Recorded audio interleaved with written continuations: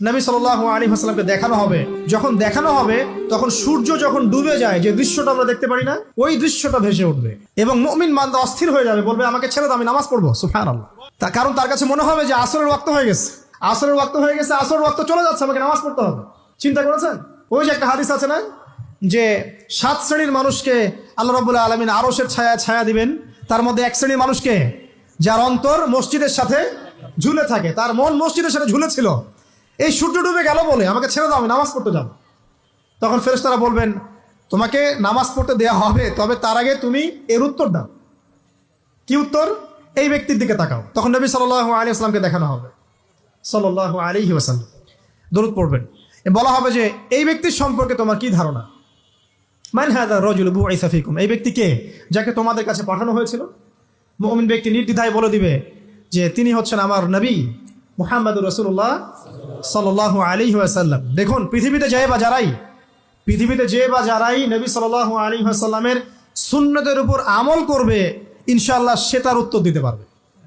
দুনিয়াতে যারা নবীর সুন্নতের 5 পয়সা পরোয়া করছে না, তার আদর্শের 5 পয়সা দাম দিচ্ছে না, তারা কোশ্চিন কালে উত্তর দিতে পারবে না। নাম হতে পারে আব্দুর রহমান, আব্দুর রহিম, নবীর সুন্নতের ধার ধারে না, তারা উত্তর দিতে পারবে না। নবীর সুন্নতের গুরুত্ব কত গভীর, এটা আমাদেরকে এখান থেকে বুঝতে হবে। তাই প্রিয় যুবক ভাইরা, মুসলিম ভাইরা, আমাদের জীবনটাকে নবীর আদর্শ এবং সুন্নতে ঢেলে সাজাতে হবে। সকাল থেকে সন্ধ্যা পর্যন্ত প্রতিটা কাজ করবো কার তরিকায়?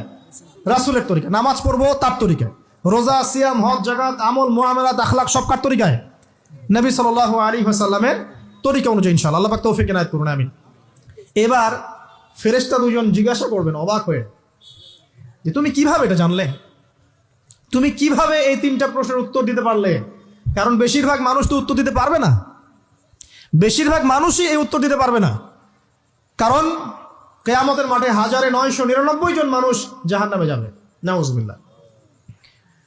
তো এটা কঠিন পরীক্ষা। আল্লাহ রাসূল সাল্লাল্লাহু আলাইহি ওয়াসাল্লাম বলেছেন যে নিশ্চয়ই তোমাদেরকে এখানে পরীক্ষায় ফেলা হবে, আর তোমরা যদি এই পরীক্ষা জেনে তোমাদের মৃতদেরকে দাফন করা থেকে বিরত না থাকতে, তাহলে আমি তোমাদেরকে শুনিয়ে দিতাম কবরে কেমন পরীক্ষা হয়।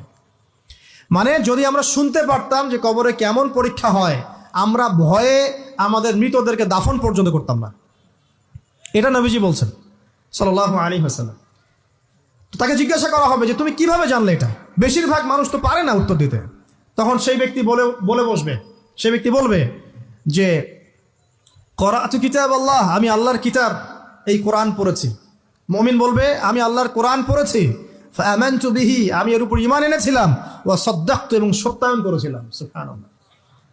অতএব দুনিয়াতে যারা দ্বীনের জ্ঞান অর্জন করছে না, কোরআন পড়ছে না, হাদিস পড়ছে না, পড়াশোনার চেষ্টা করছে না, জানার চেষ্টা করছে না, কবরে পার হওয়া ডিফিকাল্ট আছে। এটা একটা অন্যতম প্রশ্ন। আমরা কিন্তু মনে করি 3টা প্রশ্ন হচ্ছে, আসলে প্রশ্ন হচ্ছে কয়টা? 4টা।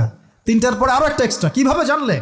তখন উত্তর দিচ্ছে আমি আল্লাহর কিতাব পড়েছি, ঈমান এনেছি, সত্যায়ন করেছি। সুবহানাল্লাহ।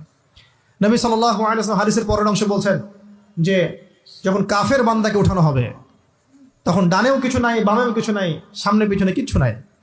মাথার দিক থেকে ফেরেশতারা চলে আসবেন, উঠিয়ে বসানো হবে, প্রশ্ন করা হবে কে তোমার রব? একটাই উত্তর, লা আদরি, আমি জানি না। নাউজুবিল্লাহ। কি তোমার দিন? লা আদরি, আমি জানি না। এই যে আল্লাহর তো খবর নাই, আল্লাহ পাকের বিধান মেনে চলার কোনো খবরই নাই, পরোয়াই নাই। সে জানবে কিভাবে ইসলাম কি জিনিস? সে জানবে কিভাবে আল্লাহ কি জিনিস? ও তো আল্লাহকে চিনেই না। দিব্যি বলে বেড়াচ্ছে মহাবিশ্ব সৃষ্টি হয়েছে বিগ ব্যাং থেকে, আল্লাহ বলে কেউ নাই। মানুষ সৃষ্টি হয়েছে বান্দর থেকে, নাউজুবিল্লাহ।